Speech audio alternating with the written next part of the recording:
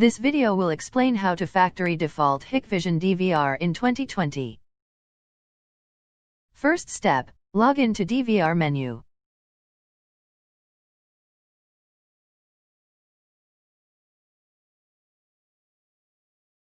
Go to Menu Maintenance.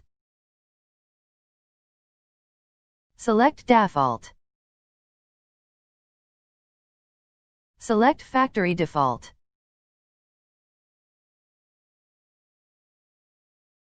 Then, click Yes.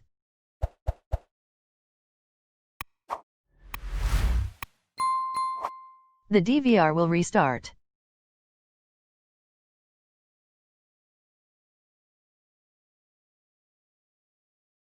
The system is starting. Now, the DVR has returned to default setting. Okay, I think is enough. Thanks for watching. See you on the next video.